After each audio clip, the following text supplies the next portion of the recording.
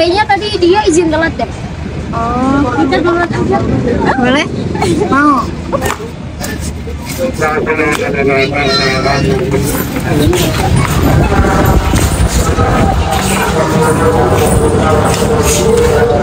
Permisi Kak, kami mau naik ke atas. Caranya gimana ya? Kalian tinggal masuk saja lalu tekan mau lantai berapa kalian dan tuju. Terus ada orangnya tunggu saja.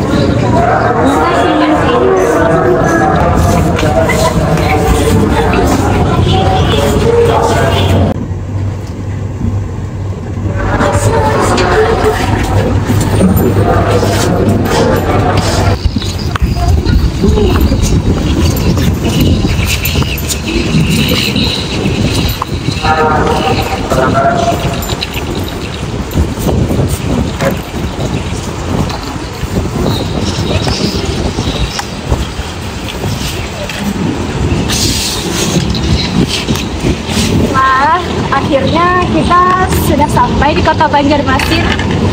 Aku penasaran deh, kenapa ya tempat ini disebut kota seribu sungai? Oh iya, aku juga penasaran kenapa kota Banjarmasin disebut kota seribu sungai. Ya udah kalau gitu kita cari tahu bareng-bareng yuk.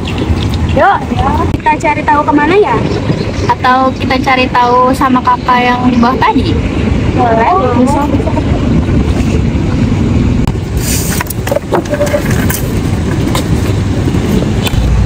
Ada suara kelompok di mana ya? Di situ nggak sih? Tapi arahnya dari mana ya? Kita tanya kakak yang di bawah tadi aja. Boleh, boleh.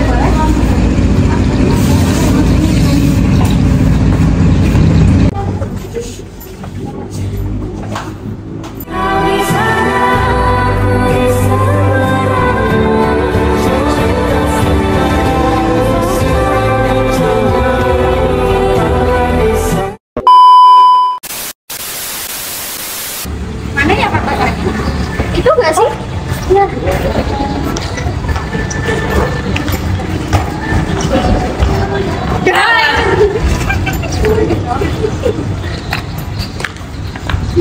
Kakaknya galau ya? Ya, daripada galau, mending kita jalan-jalan. Iya, anterin kita. Saya tadi ada suara kelompok lewat. Oh boleh. Kalau mau naik motor kita perlu berjalan sedikit ke arah sana. Oh, ayo. Ini mana ya? Itu. Panjang ya. Iya, pakai banget. Ini mau kemana? Kita mau ke kota.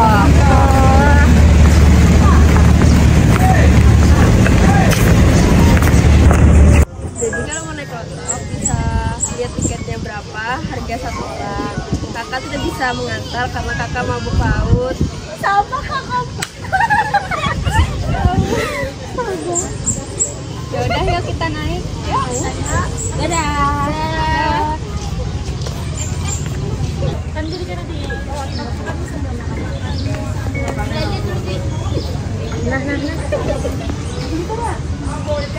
Yang terbang di sini ya, berpulang itu masyarakat bisa melihat bermain dulu. Yang memperlahan juga dalam hati di kepulauan itu sudah berhenti. Karena jauh lagi buahnya. Oh gini ya rasanya naik motor. Belum apa-apa udah pusing. Aduh. Kita nunggu nih. Tunggu sabar yang lama. Iya. Wah, naiknya singkat sekali ya. Ini pertama kalinya lah naik kelang-kelang. Pengalaman baru.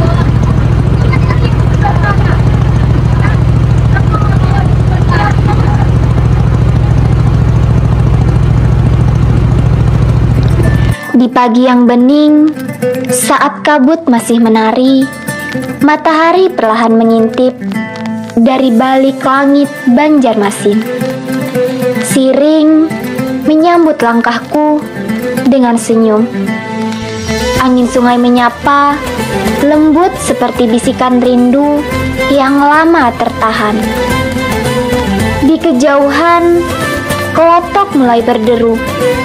membelah tenangnya sungai Martapura yang bersinar keemasan. Airnya mengalir pelan, seperti membawa cerita para leluhur yang pernah tinggal di tepian. Menara pandang berdiri dengan gagah, seakan ingin memperkenalkan wajah kota dari mata langit. Kulihat rumah lanting berbaris rapi, bercermin pada sungai yang tak pernah tidur. Siring bukan sekedar tempat berjalan, ia adalah nadi kota. Tempat kenangan berdiam dalam suara air dan angin. Setiap perahu yang melintas adalah mimpi yang mengarungi waktu. Setiap tawa di tepian adalah doa agar kota ini selalu bersatu. Dan kami hanya seorang pengelana yang jatuh cinta pada damainya pagi di sini, di kota 1000 sungai yang mengajarkanku bahwa dalam aliran air tersimpan sejuta kisah untuk dikenang dan diteruskan. Tempat wisata selanjutnya kemana ya Kak? Kita kesana lagi, kita perlu berjalan sedikit kesana lagi. Oke Kak. Astaga. Sampah woi. Nono ya, Mi? Nono, iya. Dia lagi buang di tempat sampah ya? Iya.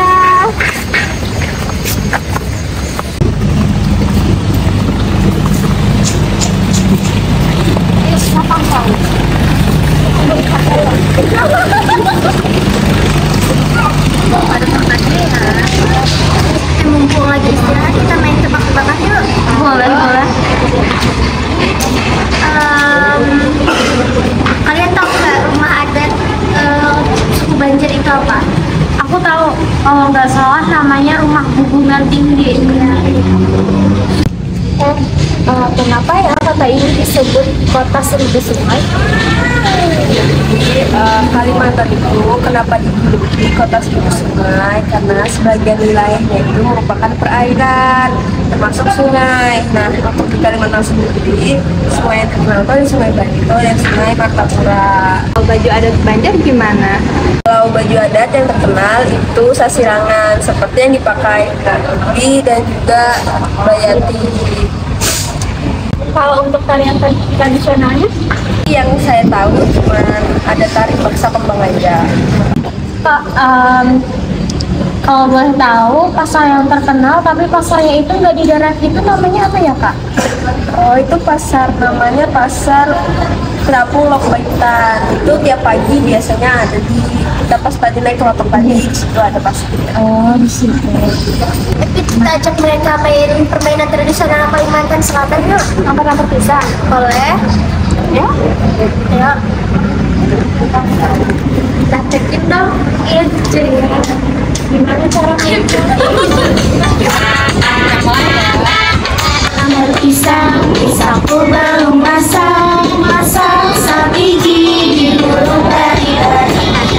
Masak di burung bayu bengkok, api panah kayu bengkok dimakan api. Apinya cancur panas, gadis kutu pipi-pipi mana gadis kutu pipi-pipi dawang. Tadi aku lihat di sana ada rumah. Udah tahu rumah apa? Oh, itu namanya rumah Anu. Kita mau lagi sana? Boleh. Ayo. Ayo.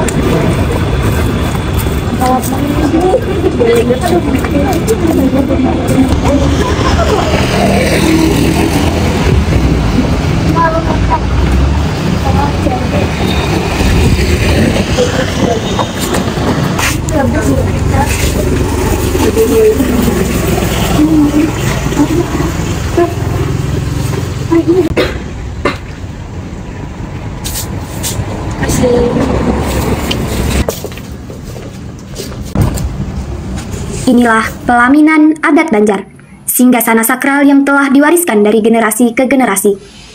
Sejak masa Kesultanan Banjar pada abad ke-16, pelaminan telah menjadi lambang penting dalam prosesi pernikahan adat.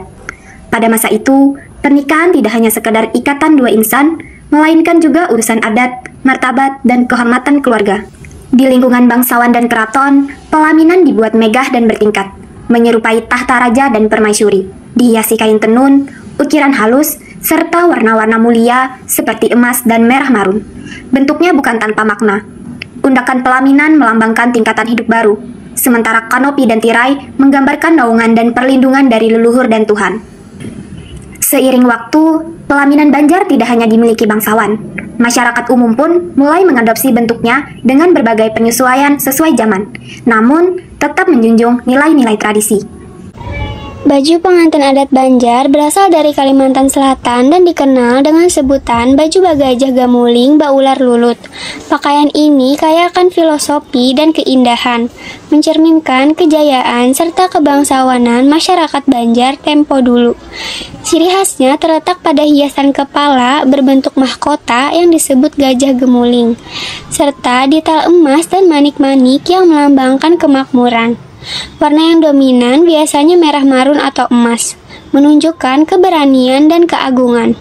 Busana ini tidak hanya mempercantik penampilan, tetapi juga syarat makna budaya dan spiritual, seperti harapan akan kehidupan rumah tangga yang harmonis, subur, dan penuh berkah. Dengan keanggunannya, baju pengantin adat Banjar menjadi simbol kebanggaan budaya lokal yang terus dilestarikan hingga kini. Kain sasirangan adalah kain tradisional khas dari Kalimantan Selatan yang berasal dari budaya suku Banjar. Nama sasirangan sendiri berasal dari kata sirang yang berarti dijahit atau diikat. Kain sasirangan dikenal dengan warna-warnanya yang cerah seperti merah, kuning, hijau, hingga ungu, serta motif-motifnya yang syarat makna dan filosofis.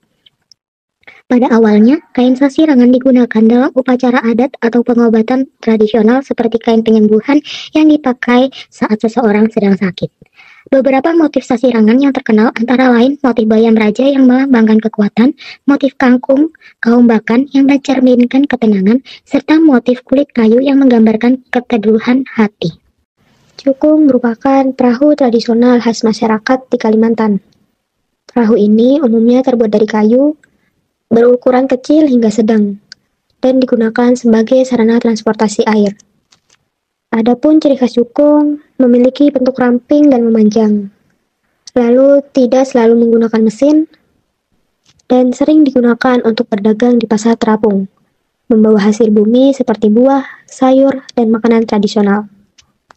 Cukung bukan hanya alat transportasi, tetapi juga bagian dari identitas budaya masyarakat sungai di Kalimantan Selatan. Ada sejarah bekantan sebagai ikon Kalimantan Selatan. Bekantan atau Nasalis sertapus telah lama dikenal sebagai hewan endemik Kalimantan yang hidup di hutan bakau dan rawa-rawa, terutama di sepanjang daerah aliran sungai, seperti Sungai Barito dan Sungai Martapura. Keunikan fisiknya yaitu memiliki hidung panjang, perut buncit, dan kebiasaannya hidup dekat air, menjadikan bekantan sangat ikonik dan mudah dikenali. Penempatan bekantan sebagai ikon daerah juga didorong oleh budaya masyarakat Banjar yang hidup berdampingan dengan alam sungai. Kini, bekantan menjadi simbol pelestarian lingkungan di Kalimantan Selatan, bahkan dijadikan ikon pariwisata dan edukasi di berbagai tempat.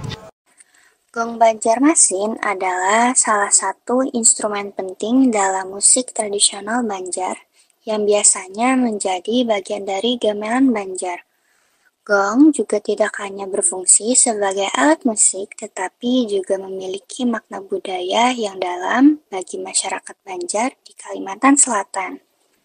Gong juga sering digunakan untuk mengiringi tari tradisional Banjar, seperti tari baksa kembang, tari radep rahayu, atau pertunjukan mamanda, atau teater tradisional Banjar. Di Kalimantan Selatan terdapat sekitar 12 jenis rumah adat tradisional suku Banjar, yang masing-masing memiliki fungsi dan ciri khasnya tersendiri. Yang pertama ada rumah hubungan tinggi. Ciri khas rumah ini adalah atap runcing tinggi, yang dulunya rumah bangsawan. Yang kedua ada rumah gajah baliku. Ciri khas rumah ini adalah atap lebar di samping menyerupai gading. Biasanya rumah ini adalah rumah orang terpandang. Yang ketiga ada rumah balai laki. Ciri khas rumah ini adalah tempat berkumpul kaum laki-laki, desain lebih terbuka.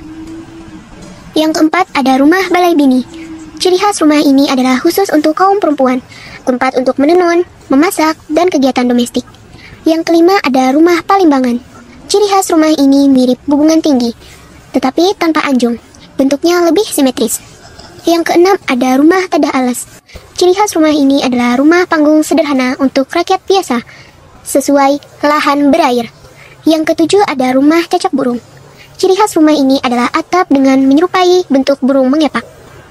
Bentuknya unik. Yang kedelapan, ada rumah lanting. Ciri khas rumah ini adalah rumah terapung di sungai yang mengikuti arus air, terbuat dari kayu ulin. Yang kesembilan, ada rumah palimasan. Ciri khas rumah ini bentuk menyerupai peti harta, biasa digunakan untuk menyimpan barang. Yang ke-10, ada rumah bangsawan. Ciri khas rumah ini yaitu rumah besar dan megah, biasanya milik raja atau tokoh adat. Yang ke-11, ada rumah anjung surung. Ciri khas rumah ini punya anjung atau sayap bangunan yang menurun ke bawah. Yang ke-12, ada rumah anjung singkah. Ciri khas rumah ini punya anjung yang naik atau menanjak, kebalikan dari rumah surung. Dari semua itu, yang paling terkenal dan dianggap sebagai ikon rumah adat Kalimantan Selatan adalah rumah bubungan tinggi.